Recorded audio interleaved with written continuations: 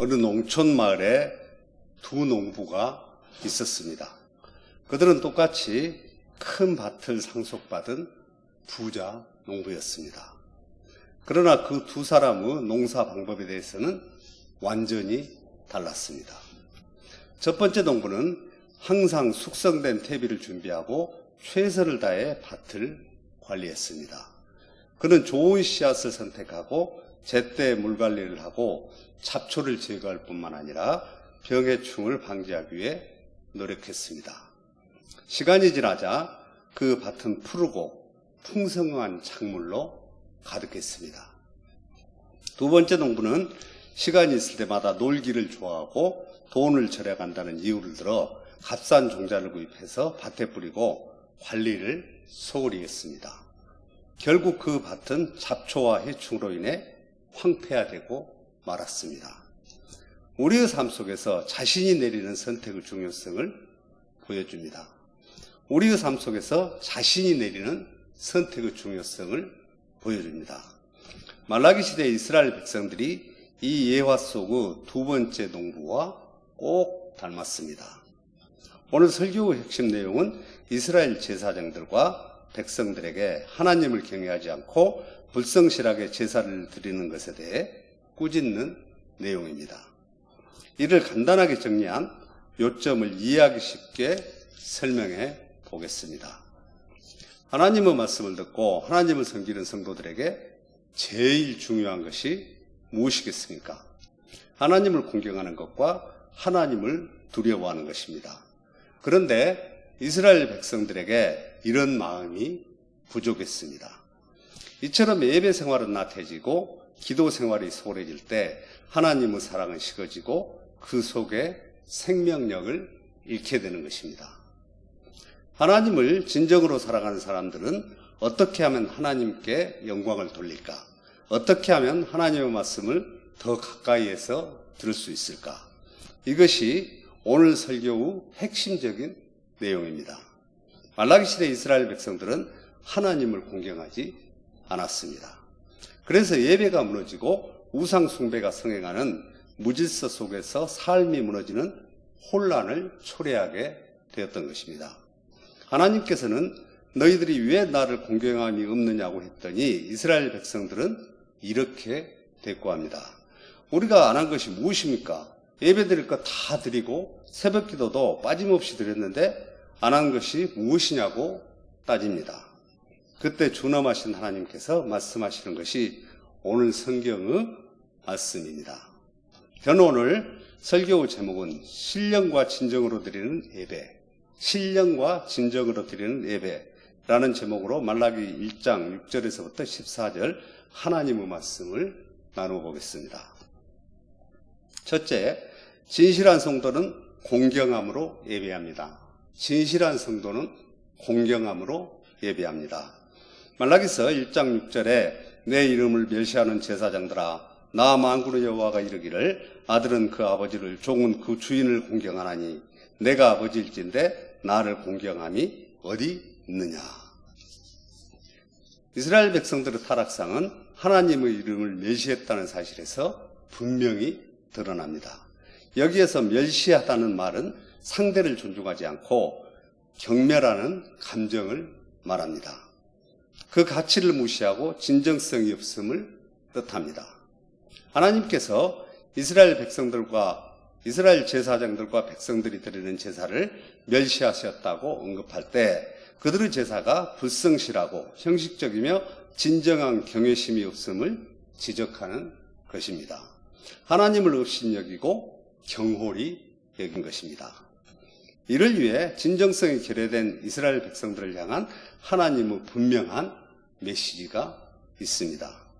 그들의 종자를 견책하시겠다는 말씀입니다. 종자는 사람을 의미하며 견책은 잘못된 행동이나 실수를 말합니다. 따라서 그들의 자녀들을 저주하시겠다는 말씀입니다. 자녀들이 빗나가고 잘못되어져서 몹쓸 아이들이 된다는 말씀입니다. 우리들의 자녀들이 하나님의 견책으로 말미암아 아무것도 못하는 무능아가 된다는 말씀입니다. 말썽꾸러기 문지아를 말합니다. 출애굽기 29장 14절과 레위기 4장 12절에 그 수소 고기와 가죽과 똥을 진 밖에서 불사르라. 이는 속죄제지라. 똥 곧 그 송아지 전체를 진영 바깥 재버리는 곳인 정결한 곳으로 가져다가 불로 나무 위에서 사르되 곧 재버리는 곳에서 불사를 지니라. 온전히 하나님 앞에 예배를 드리지 않고 형식상 예배를 드린 척 하는 사람들에게 말씀하시기를 얼굴에 똥칠할 것이라고 합니다.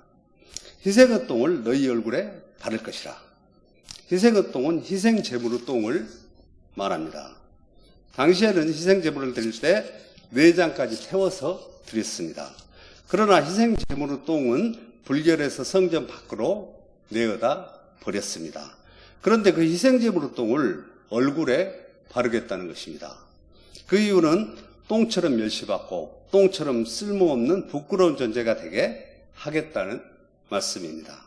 이렇게 되면 문 밖으로 쫓겨날 뿐만 아니라 수치스럽고 멸시받는 존재가 되는 것입니다.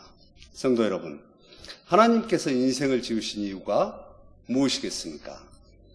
이사야 43장 7절과 21절에 내 이름으로 불려지는 모든 자, 곧 내가 내 영광을 위하여 창조한 자를 오게 하라. 그를 내가 지었고 그를 내가 만들었느니라. 이 백성은 내가 나를 위하여 지었나니 나를 찬송하게 하려 함이니라. 하나님께서 사람을 지으신 목적이 분명하고 하나님께서 이스라엘 백성을 선민으로 선택하신 이유가 분명합니다. 그러나 저들은 하나님 앞에서 온 마음과 힘과 정성을 다해 하나님을 경외하지 않았습니다. 유성과 형식으로 하나님을 속이려 했습니다. 온 땅을 두루 감찰하시며 우리의 중심을 헤아리시는 하나님께서 어찌 진노하시지 않으시겠습니까? 하나님께서는 온전한 예배자를 찾으십니다. 요한복음 4장 23절에 아버지께 참되게 예배하는 자들은 영과 진리로 예배할 때가 오나니 곧 이때라. 아버지께서는 자기에게 이렇게 예배하는 자들을 찾으시는지라. 신령과 진정으로 예배하는 자를 찾으십니다. 하나님께서 찾으시는 자는 성경 공부하는 자, 양육하는 자, 기도하는 자, 봉사하는 자를 찾는 것이 아니라 오직 신령과 진정으로 아버지께 예배하는 자를 찾으신다고 분명하게 말씀하셨습니다. 성도 여러분, 하나님 앞에 진정한 예배가 회복되기 위해서는 우리의 삶을 지탱하게 하는 심장의 박동소리가 아버지의 마음에 큰 울림으로 다가가야 합니다. 적당히 준비 없이 드리는 예배는 하나님을 업신여기고 경홀히 여긴 것입니다. 둘째, 진실한 성도는 떨림과 두려움으로 예배합니다. 진실한 성도는 떨림과 두려움으로 예배합니다. 말라기서 1장 6절 후반부와 7절에 내가 주인일진데 나를 두려움이 어디 있느냐 하나 너희는 이르기를 우리가 어떻게 주의 이름을 멸시하였나이까 하는도다. 너희가 더러운 떡을 나의 제단에 드리고도 말하기를 우리가 어떻게 주를 더럽게 하였나이까 하는도다. 이는 너희가 여호와의 식탁은 경멸히 여길 것이라 말하기 때문이라. 만왕의 계신 창조주 하나님을 진정과 신령으로 예배하기 위해서는 어떤 모습이 되어야 합니까? 두렵고 떨리는 공경한 모습이어야 합니다. 우리의 예배가 회복되지 않는 한 결코 하나님을 공경한다고 말할 수 없습니다. 진심을 담아 예배하라. 경외심을 가지라. 삶으로 예배하라. 예배를 위해 기도하는 마음으로 준비하고 예배 중에 하나님께 대한 깊은 존경심과 사랑을 내포하고 일상생활 속에서 하나님을 공경하는 삶을 사는 것이 진정한 예배자의 삶입니다. 성도 여러분, 하나님을 멸시하고도 우리의 삶이 온전할 수 있겠습니까? 복을 받을 수 있고 기도응답을 기대할 수 있겠습니까? 결코 그럴 수 없습니다. 하나님께서는 우리의 마음을 통찰하고 계십니다. 하물며 왕에게 바쳐지는 진상품도 최고의 품질을 드려야 왕에 대한 충성심과 공경을 표하는 것입니다. 진상품에 조금이라도 문제가 있으면 그것을 바치는 자에게 엄중한 처벌이 내려졌습니다. 반면에 최고의 것이면 큰 상이 내려졌습니다. 예배를 잘 드리는 자에게 하나님은 약속의 말씀을 주셨습니다. 잠언 3장 9절에서부터 10절 내 재물과 내 소산물의 처음 익은 열매로 여호와를 공경하라. 그리하면 내 창고가 가득히 차고 내 포도즙 틀에 새 포도즙이 넘치리라. 성도들이 하나님께 재물을 드릴 때도 마찬가지입니다. 하나님께 드리는 물질, 시간, 재능, 첫 열매 이 모든 것을 최상의 것으로 드리는 것이 하나님께 대한 성도의 사랑과 공경의 표현입니다.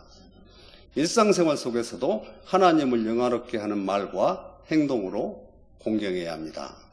하나님께서는 형식으로 드리는 예배를 원하지 않으시고 진정과 신령으로 정결하고 흠없는 것으로 드리는 예배를 좋아하십니다. 참된 예배는 우리의 마음과 삶을 하나님께 드리는 것입니다. 셋째, 진실한 성도는 온전한 제물로 예배합니다. 진실한 성도는 온전한 제물로 예배합니다. 말라기서 1장 7절과 8절에 너희가 더러운 떡을 나의 제단에 드리고도 말하기를 우리가 어떻게 주를 더럽게 하였나이까 하는도다. 이는 너희가 여호와의 식탁은 경멸히 여길 것이라 말하기 때문이라. 만군의 여호와가 이르노라 너희가 눈먼 희생제물을 바치는 것이 어찌 악하지 아니하며 저는 것 병든 것을 드리는 것이 어찌 악하지 아니하냐. 이제 그것을 너희 총독에게 드려보라. 그가 너를 기뻐하겠으며 너를 받아주겠느냐. 말라기 시대에 이스라엘 백성들이 드린 제물은 어떤 것이었습니까? 눈먼 것, 저는 것, 병든 것입니다. 당시에는 하나님께 제사를 드렸습니다. 제사를 드린다는 말은 오늘날 예배를 드린다는 말입니다. 제사는 희생 제사입니다. 예배를 드릴 때 예배가 마음에 와닿지 않으면 희생 없는 제물을 드린 것입니다. 말 그대로 희생은 손해를 감내하는 것입니다. 반드시 아픔이 있어야 하고 불편함을 감당하는 것입니다. 내가 가장 귀하게 여기는 것을 포기함으로 하나님께 헌신하는 공경함을 보여드리는 것입니다. 우리가 예배를 드리는 것 자체에 희생이 포함되어 있습니다. 희생이 없다면 그것은 예배가 아닌 것입니다. 이런 의미에서 예배는 가장 귀한 시간에 드려야 합니다. 바쁜 현대사회에서 시간이 없고 할 일은 너무나 많지만 그 바쁜 시간을 떼어서 가장 귀한 것을 하나님께 드리는 것이 바로 희생이요 진정한 예배입니다. 황금 같은 시간을 하나님께 바치는 것입니다. 헌물을 드릴 때도 그렇습니다. 적당히 의무적으로 드린다거나 쓰고 남은 것을 드린다면 하나님을 멸시하는 것입니다.